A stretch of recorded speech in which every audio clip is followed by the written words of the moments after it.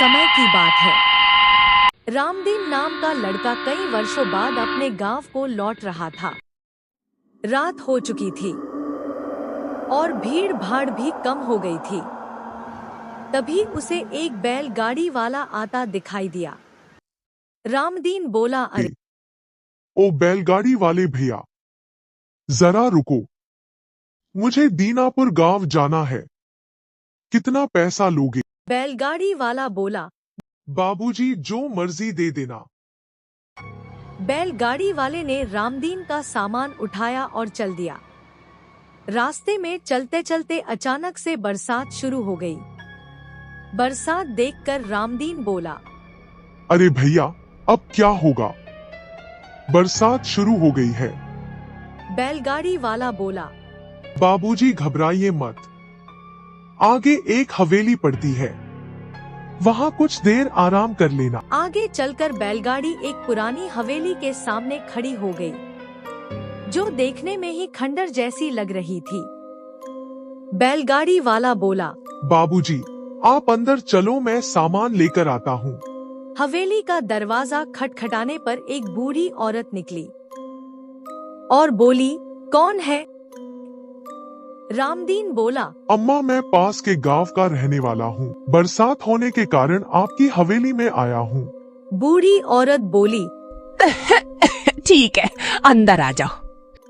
बुढ़िया बोली, बेटा भूख लगी है क्या?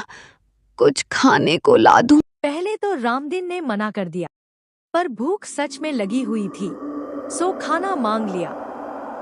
बुढ़िया खाना लेकर आ गई। रामदीन खाना खाने लगा। बुढ़िया बोली, बेटा खाना खाकर आराम कर लेना। यह कहकर बुढ़िया अपने कमरे में चली गई। खाना खाकर रामदीन अपने कमरे में लेट गया। करीब आधी रात को रामदीन को कुछ आवाजें सुनाई दी और जाग गया। उसने छिपकर देखा, वह बुढ़िया और वो बैलगाड़ी वाला आपस में बातें कर रहे थे। तभी बुढ़िया जोर से बोली, वाह रामू, आज तो तू अच्छा शिकार लाया है। आज एक लड़के का मांस खाऊंगी। रामू बोला, मालकिन मुझे उस लड़के की हड्डियां दे देना, मैं हड्डियां ही चूस लूंगा। यह कहकर दोनों खूब जोर जोर से हंसने लगे। यह सुनकर रामदीन की तो घिघी ही बंध गई। तभी कुछ आवाज आई और दोनों का ध्यान रामदीन के कमरे की तरफ गया। बुढ़िया अब चुड़ैल में बदल गई थी और चाकू लेकर रामदीन को मारने के लिए चल पड़ी। यह देखकर रामदीन घबरा गया और भागने लगा। रामदीन बरसात में ही जंगल की तरफ भागा। कहाँ चला गया कमबख्त, मुझे कितनी भूख लगी है। चुड़ैल चाकू लेकर भयानक हंसी हंसते हुए उसके पीछे भागी।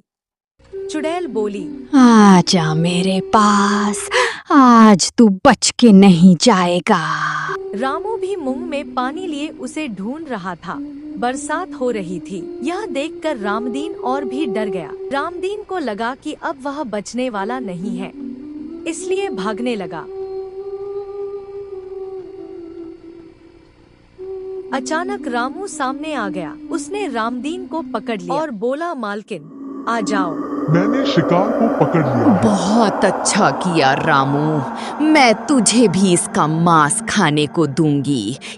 और देखते ही देखते उस चुड़ैल ने रामदीन को मार डाला। उसका खून पीकर बोली, आज तो मजा आ गया। रामदीन की लाश अगली सुबह दीनापुर के गांव की सरहद पर पड़ी हुई थी। वो बुढ़िया आज भी उस पुरानी हवेली में रहती। बेटा नए शिकार की भूख तलाश लगी है क्या? वह बैलगाड़ी भी खड़ी थी। स्टेशन पर एक नए शिकार की तलाश